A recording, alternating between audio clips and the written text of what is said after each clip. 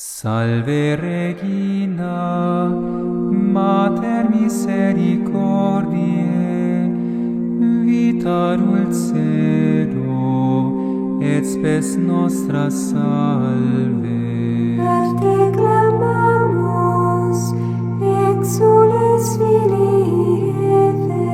A te suspiramus, gementes et flentes, in hac lacrimarum valle. Ea ergo advocata nostra, illos tuos misericordes oculos, ad nos converte.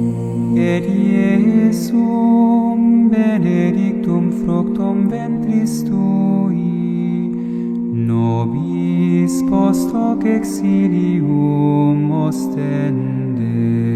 O clemens, O pia, o dulcis Virgo Maria.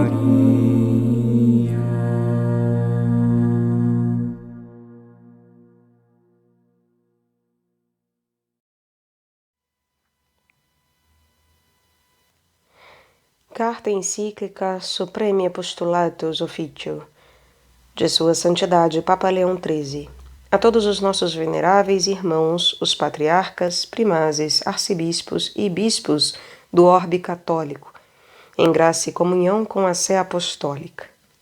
Sobre o Rosário de Nossa Senhora. Veneráveis irmãos, saúde e bênção apostólica. O auxílio de Maria nos males presentes da Igreja.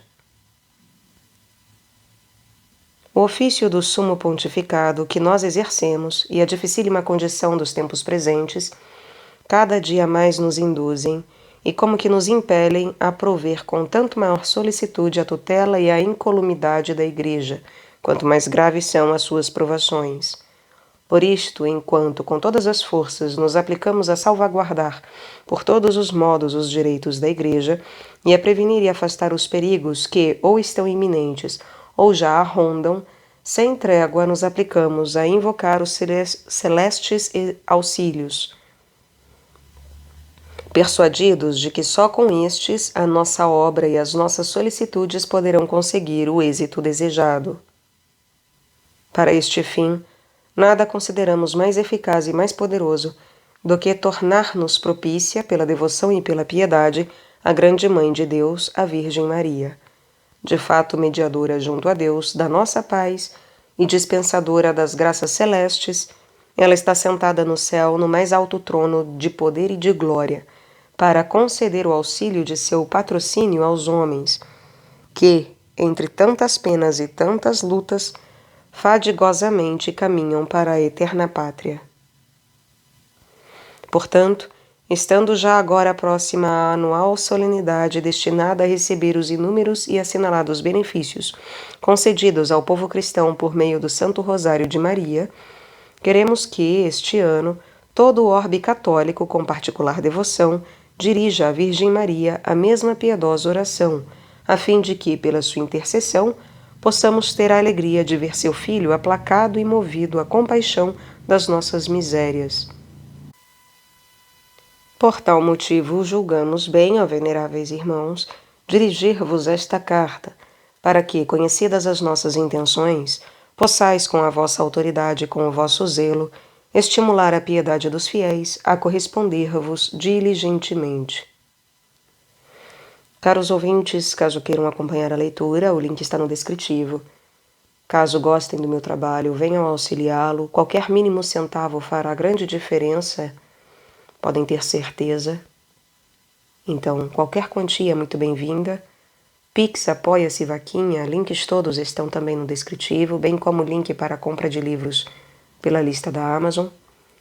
E lembrem-se de curtir, compartilhar, comentar, inscrever-se no canal. Tudo isso gera engajamento e faz com que esse conteúdo maravilhoso seja disseminado e ofertado a mais pessoas, fazendo com que haja a possibilidade de realmente outras pessoas conhecerem a nossa igreja, conhecerem documentos tão importantes, e enfim, é uma forma de nos exortarmos a orarmos. E peço também que orem por mim, orem pelo Papa, orem por todos nós, por todo o clero, toda a igreja, todos os seus membros, e também e principalmente aqueles que estão fora dela, seus inimigos e aqueles que ainda não a conhecem, que jazem, enfim, em um lugar alheio a tudo isso.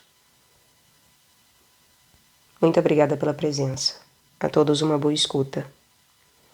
Que Jesus e Maria passem sempre à frente. Poder e bondade de Maria. Nos momentos de apreensão e de incerteza, foi sempre o primeiro e sagrado pensamento dos católicos o de recorrerem a Maria e de se refugiarem na sua maternal bondade. E isto demonstra a firmíssima esperança, antes a plena confiança, que a Igreja Católica, com toda a razão, sempre depositou na Mãe de Deus. De fato, a Virgem Imaculada, escolhida para ser Mãe de Deus e por isto mesmo feita corredentora do gênero humano, goza junto a seu Filho de um poder e de uma graça tão grande que nenhuma criatura, nem humana, nem angélica, jamais pôde e nem jamais poderá atingir uma maior. E visto como a alegria mais grata para ela é a de ajudar e consolar todo fiel, em particular que invoque o seu socorro, não pode haver dúvida de que ela muito mais prazerosamente deseja acolher, antes que exulte em acolher, os votos da Igreja toda. Intervenções de Maria na história da Igreja. Mas esta ardente e confiante piedade para com a augusta Rainha do Céu foi posta em mais clara luz quando a violência dos erros largamente difundidos, ou a transbordante corrupção dos costumes, ou o assalto de inimigos poderosos, pareceram pôr em perigo a Igreja militante de Deus. As memórias antigas e modernas e os sagrados fastos da Igreja relembram, de uma parte, as súplicas públicas e particulares e os votos elevados à Divina Mãe, e, de outra parte, os auxílios por meio dela obtidos e a tranquilidade e a paz pelo céu concedidas. Daí tiveram origem esses títulos insignes com que os povos católicos a saudaram: auxiliadora dos cristãos, socorredora e consoladora, dominadora das guerras, senhora das vitórias, pacificadora. Entre os quais é principalmente digno de menção o título tão solene do Rosário, que consagra à imortalidade os seus assinalados benefícios em favor da inteira família cristã. Nenhum de vós, ó veneráveis irmãos, ignora quantas dores e quantas lágrimas no fim do século XII proporcionaram à Santa Igreja de Deus os hereges albigenses, que, nascidos da seita dos últimos maniqueus, haviam infectado de perniciosos erros a França meridional e outras regiões do mundo latino. Espalhando em torno de si o terror das armas, eles tramavam estender o seu domínio pelos morticínios e pelas ruínas. Contra esses péssimos inimigos, Deus misericordioso suscitou, como vos é bem conhecido, um homem virtuosíssimo, o ínclito padre fundador da ordem dominicana, insigne pela integridade da doutrina, por exemplos de virtude e pelos seus labores apostólicos, ele se preparou com intrépida coragem para travar as batalhas da Igreja Católica, confiando não na força das armas, mas, sobretudo, na daquela oração que ele, por primeiro, introduziu sob o nome do Rosário, e que, ou diretamente ou por meio de seus discípulos, depois divulgou por toda parte. Visto como, por inspiração ou por impulso divino, ele bem sabia que, com o auxílio desta oração, poderoso instrumento de guerra, os fiéis poderiam vencer e desbaratar os inimigos, e forçá-los a cessar a sua ímpia e estulta audácia.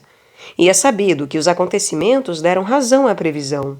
De feito, desde quando tal forma de oração ensinada por São Domingos foi abraçada e devidamente praticada pelo povo cristão, de um lado começaram a revigorar-se a piedade, a fé e a concórdia, e de outro foram por toda parte quebradas as manobras e as insídias dos hereges. Além disto, muitíssimos errantes foram reconduzidos à trilha da salvação, e a loucura dos ímpios foi esmagada por aquelas armas que os católicos haviam empunhado para reprimir a violência. A eficácia e o poder da mesma oração foi depois experimentada também no século XVI, quando as imponentes forças dos turcos ameaçavam impor a quase toda a Europa o jugo da superstição da barbárie. Nesta circunstância, o pontífice São Pio V, depois de estimular os soberanos cristãos à defesa de uma causa que era a causa de todos, dirigiu todo o seu zelo a obter que a poderosíssima Mãe de Deus, invocada por meio do Santo Rosário, viesse em auxílio do povo cristão. E a resposta foi o maravilhoso espetáculo então oferecido ao céu e à terra, espetáculo que empolgou as mentes e os corações de todos. Com efeito, de um lado os fiéis, prontos a dar a vida e a derramar o sangue pela incolumidade da religião e da pátria, junto ao golfo de Corinto esperavam impávidos o inimigo. De outro lado, homens inermes, com piedosa e suplicante falange, invocavam Maria, e com a fórmula do Santo Rosário repetidamente a saudavam, a fim de que assistisse os combatentes até a vitória. E Nossa Senhora, movida por aquelas preces, os assistiu. Porquanto, havendo a frota dos cristãos travado batalha perto de Lepanto, sem graves perdas dos seus, desbaratou e matou os inimigos, e alcançou uma esplêndida vitória. Por este motivo, o Santo Pontífice, para perpetuar a lembrança da graça obtida, decretou que o dia aniversário daquela grande batalha fosse considerado festivo com honra da Virgem das Vitórias, festa que depois Gregório XIII consagrou sob o título do Rosário. Igualmente são conhecidas as vitórias alcançadas sobre as forças dos turcos durante o século passado, primeiramente perto de Timisoara, na România, depois perto da ilha de Corfu, com 2 dias dedicados à Grande Virgem e após muitas preces a ela elevadas sob a forma do Rosário. Esta foi a razão que levou o nosso predecessor Clemente XI a estabelecer que, com prova de gratidão, a Igreja toda celebrasse cada ano a solenidade do Santo Rosário. Louvores do Rosário. Portanto, visto que os fatos demonstram o quanto esta oração é agradável à Virgem e o quanto é eficaz na defesa da Igreja e do povo cristão, em alcançar os divinos favores para os simples indivíduos e para a sociedade inteira, não há de causar nenhuma admiração que também outros nossos predecessores, com palavras de fervoroso encômio, se hajam aplicado a incrementá-la. Assim, Urbano IV afirmou que cada dia o povo cristão recebe novas graças por meio do Rosário. Sisto IV proclamou que esta forma de oração é oportuna, não só para promover a honra de Deus e da Virgem, mas também para afastar os perigos que o mundo nos prepara. Leão X disse-a, instituída contra os heresiarcas e contra o serpear das heresias. E Júlio III chamou-lhe ornamento da Igreja de Roma. Igualmente, Pio V, falando desta oração, disse que, ao difundir-se ela, os fiéis, inflamados por aquelas meditações e afervorados por aquelas preces, começaram de repente a transformar-se com outros homens. As trevas das heresias começaram a dissipar-se, e mais clara começou a manifestar-se a luz da fé católica. Finalmente, Gregório XIII declarou que o Rosário foi instituído por São Domingos para aplacar a ira de Deus e para obter a intercessão da bem-aventurada Virgem. O Rosário e os males dos tempos presentes.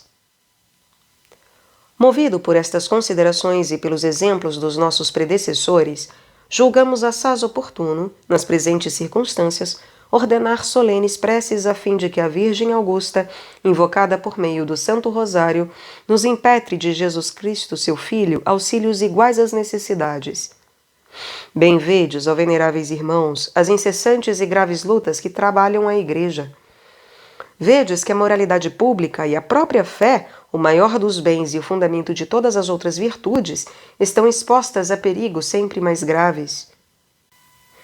Assim também vós, não só conheceis a nossa difícil situação e as nossas múltiplas angústias, mas pela caridade que a nós tão estreitamente vos une, a sofreis juntamente conosco. Porém, o fato mais doloroso e mais triste de todos é que tantas almas, remidas pelo sangue de Cristo, como que arrebatadas pelo turbilhão desta época transviada, vão se precipitando numa conduta sempre mais depravada e se abismam na eterna ruína. Por isto, a necessidade do divino auxílio certamente não é menor hoje do que a que era sentida quando o grande Domingos, para curar as feridas da sociedade, introduziu a prática do rosário mariano. Iluminado do alto, ele viu claramente que para os males do seu tempo não havia remédio mais eficaz do que reconduzir os homens a Cristo, que é o caminho, verdade e vida, mediante a frequente meditação da redenção por ele operada, e interpor junto a Deus a intercessão dessa Virgem a quem foi concedido aniquilar todas as heresias. Por este motivo, ele dispôs a prática do rosário de modo que fossem sucessivamente recordados os mistérios da nossa salvação, e a este dever de meditação se entremeasse como que uma mística coroa de saudações angélicas, intercaladas pela oração a Deus, Pai de nosso Senhor Jesus Cristo. Nós, pois, que andamos procurando um igual remédio para não diversos males, não duvidamos de que a mesma oração pelo Santo Patriarca introduzida com tão notável vantagem para o mundo católico, tornar-se-á eficacíssima para aliviar também as calamidades dos nossos tempos. E, portanto, em consideração destas razões, não somente exortamos calorosamente todos os cristãos a praticarem, sem se cansar, o piedoso exercício do rosário, publicamente ou em particular, nas suas casas e famílias, mas também queremos que todo o mês de outubro do ano em curso seja consagrado e dedicado à Celeste Rainha do Rosário. Prescrições e privilégios para o mês de outubro. Estabelecemos, pois, e ordenamos que, em todo o mundo católico, a solenidade de Nossa Senhora do Rosário seja este ano celebrada com particular devoção e com esplendor de culto. Ordenamos, além disso, que, do 1º dia de outubro ao dia 2 do mês seguinte, que é mês de novembro, em todas as igrejas paroquiais e, se os ordinários o julgarem vantajoso e conveniente, também nas outras igrejas e nas capelas dedicadas à Mãe de Deus, se recitem devotamente ao menos 5 dezenas do rosário, com o acréscimo das ladainhas lauretanas.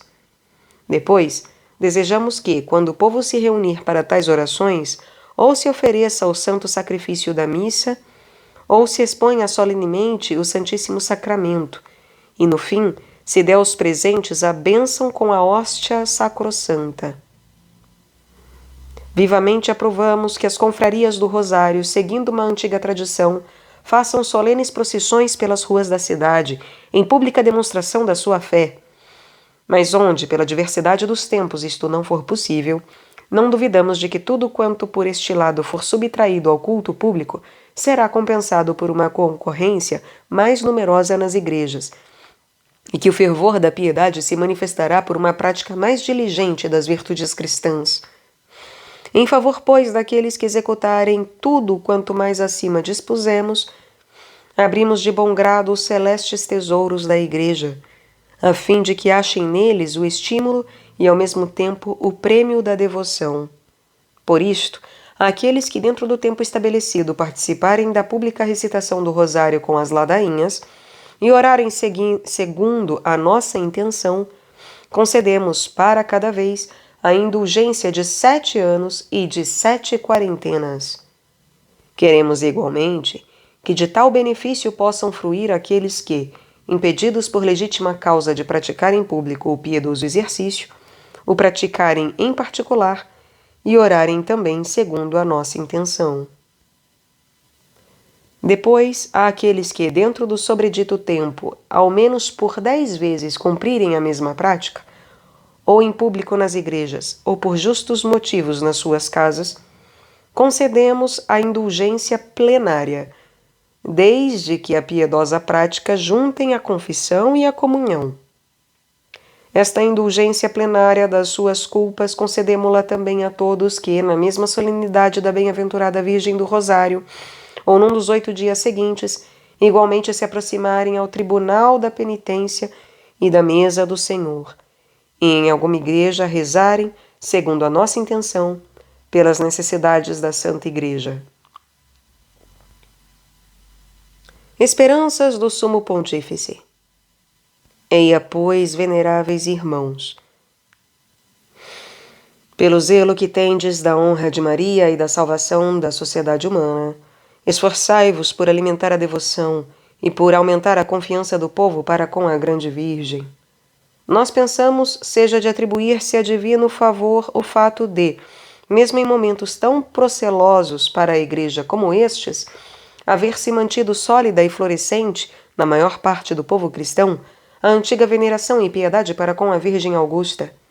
Mas agora esperamos que, incitados por estas nossas exortações e inflamados pelas vossas palavras, os fiéis se hão de colocar com sempre mais ardente entusiasmo sob a proteção e assistência de Maria, e continuarão a amar com crescente fervor a prática do rosário, que nossos pais costumavam considerar não só como um poderoso auxílio nas calamidades, mas também como um distintivo honorífico da piedade cristã.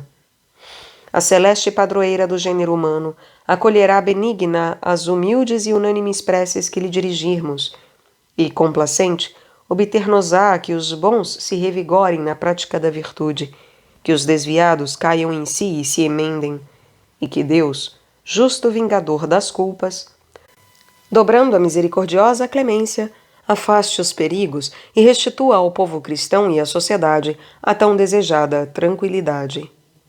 Confortados por esta esperança, com os mais ardentes votos do nosso coração, rogamos vivamente a Deus, pela intercessão daquela em quem Ele depositou a plenitude de todos os bens, que vos conceda a vós, veneráveis irmãos, as mais escolhidas e mais abundantes graças celestes, das quais é auspício e penhor a bênção apostólica, que de coração concedemos a vós, ao vosso clero e aos povos confiados aos vossos cuidados.